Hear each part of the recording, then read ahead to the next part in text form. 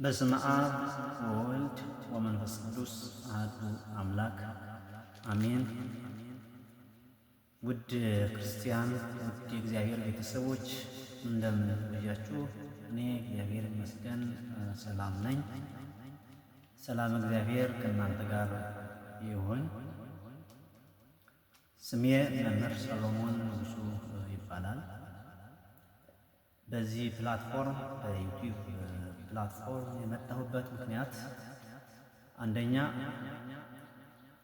በቤተ ክርስቲያን ላይ የሚሰራጩ የስህተት ትምህርቶች፣ በጋብቻ ላይ የሚሰራጩ የሚነዙ የስህተት ትምህርቶች፣ በአጠቃላይ በቅዱሳን ላይ በአጠቃላይ በቤተ ክርስቲያን ላይ የሚሰራጩ የስህተት ትምህርቶችን ከማስቀረት እና ከመክታት አንጻር የራሴን ድርሻ ለመውጣት ነው። ትክክለኛ የሆነውን የቤተ ክርስቲያን ትምህርት ወደ እናንተ ለማድረስ ነው። በተለይ በጋብቻ ዙሪያ፣ በሕፃናት አስተዳደግ ዙሪያ፣ በመናፍቃን ዙሪያ፣ በአሕዛብ ዙሪያ የሚነሱ የስህተት ትምህርቶችን ከመክታት አንጻር የራሴን ድርሻ ለመወጣት ነው። ይህ ቻናል አዲስ ነው፣ ትብብር ይጠይቃል። ከእናንተ የምጠይቀው ትብብር ምንድን ነው? ይህንን ቻናል ላይክ፣ ሰብስክራይብ እንድታረጉ በማድረግ እንድትተባበሩ አሳስባችኋለሁ። እንግዲህ ዛሬ በክፍል አንድ እንደ መግቢያ የማነሳላችሁ አንድ ነጥብ አለ። እሱ ምንድን ነው? ፌሚኒዝም ወይም ደግሞ ሴታዊነት የሚል ነው። በተለይ ፌሚኒዝም ወይም ሴታዊነት በጋብቻ ላይ እያመጣ ያለው ተጽዕኖ ምንድን ነው? የፌሚኒዝም ድብቁ አጀንዳ ምንድን ነው? ፌሚኒዝም ማለት ምንድን ነው? ራሱ መቼ ተጀመረ? ዓላማውስ ምንድን ነው? የፌሚኒዝም ወይንም ደግሞ የሴታዊነት ድብቁ አጀንዳ ምንድን ነው የሚሉትን በዚህ ቪዲዮ እንዳስሳለን። ከእናንተ የሚጠበቀው እስከ መጨረሻ ይህንን ቪዲዮ መከታተል እና ላይክ፣ ሰብስክራይብ፣ ሼር በማድረግ መተባበር ነው ማለት ነው። እንደ መጀመሪያ እንደ ክፍል አንድ ፌሚኒዝም ወይንም ደግሞ ሴታዊነት እንደምታውቁት በተለያዩ ሶሻል ሚዲያዎች ይነሳል፣ ይነገራል፣ ይወሳል ማለት ነው። ግን ራሱ ፌሚኒዝም የሚለው ምንጩ ከየት ነው የሚለውን መጀመሪያ እናነሳለን ማለት ነው። እንግዲህ ኢንተርናሽናል የሆኑ መረጃዎችን ኢንተርናሽናል ጆርናል ወይንም ደግሞ ዓለም አቀፍ ጥናቶችን መሰረት አድርጌ መጽሐፍ ቅዱስን መሰረት አድርጌ ለማቅረብ እሞክራለሁ። እናንተ እስከ መጨረሻ መከታተል እና አንዳንድ አስተያየቶችን ደግሞ እንዴት መሄድ እንዳለብን መስጠት ነው ማለት ነው። እንግዲህ ፌሚኒዝም ዘ ተርም ፌሚኒዝም has been derived from Latin word that is femina, which means woman። በመጀመሪያ ጊዜ ከላቲን ቃል የተወሰደ ነው። የላቲን ቃል ነው።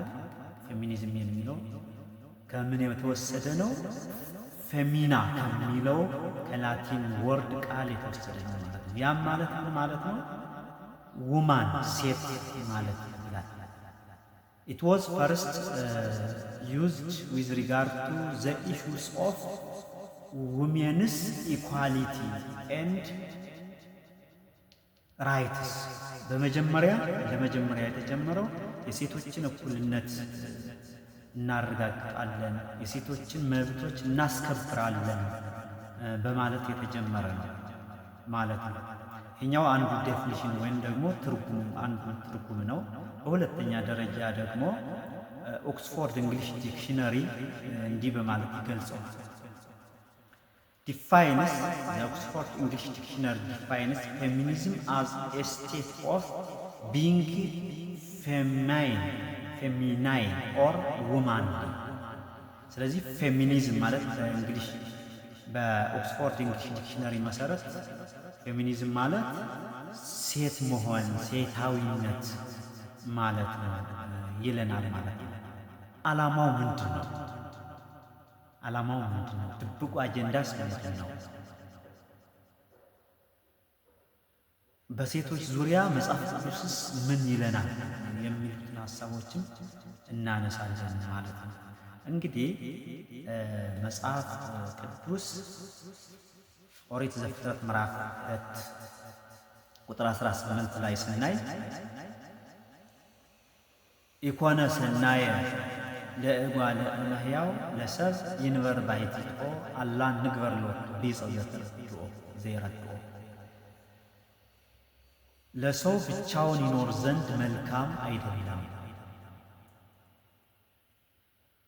የሚመቸውን ባልንጀራ የሚረዳውን ባልንጀራ የሚመቸውን ባልንጀራ እንፍጠርለት ብሎ እግዚአብሔር አምላክ ለአዳም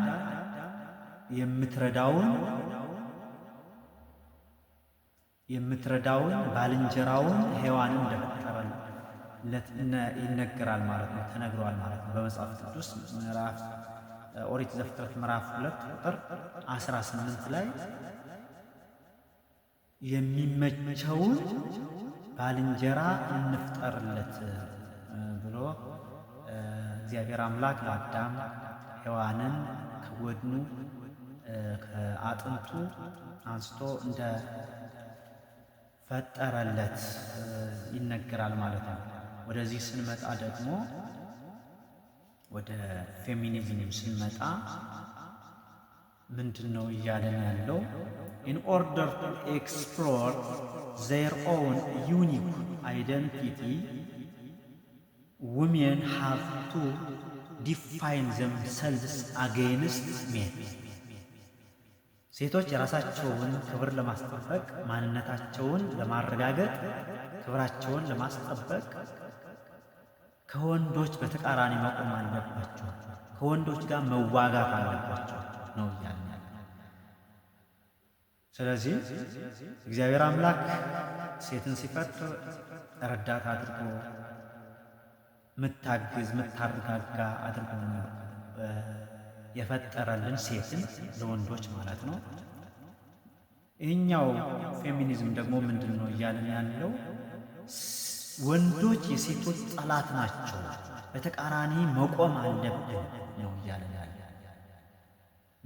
ያለ። ስለዚህ ዓላማው ምንድነው? ትዳርን ማፍረስ፣ ሴቶችን ከወንዶች በተቃራኒ ሁኔታ እንዲነሱ፣ በተቃውሞ እንዲነሱ፣ ወንዶችን እንዲጠሉ፣ ትዳርን እንዲጠሉ ለማድረግ የታለመ ነው ማለት ነው። ስለዚህ ማሰብና ይህንን ጉዳይ ማወቅ ይጠይቃል ማለት ነው። ከዚህም መራቅ ያስፈልጋል ማለት ነው። ለምን አጌንስት ሜል ከተባለ ከወንዶች በተቃራኒ መቆም አለባቸው ከተባለ የዓለምን ማህበራዊ ህይወትን የሚጎዳ ነው ማለት ነው። አብሮ እንዳይኖሩ ከወንዶች ጋር በጋብቻ ተሳስሮ እንዳይኖሩ፣ ልጆችን እንዳይወልዱ፣ ልጆች በዚህ ዓለም እንዳይበዙ፣ የሰው ልጅ በዚህ ዓለም እንዳይበዛ ለማድረግ የታለመ ጋብቻን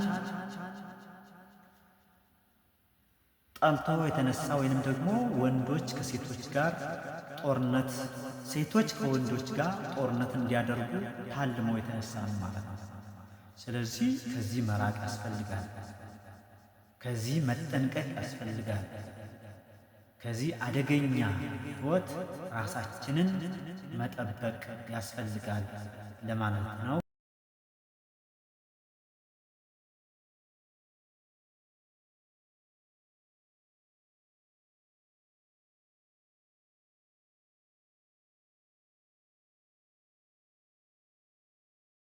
የተመሰገነ ይሁን ብሎ ይቆያል።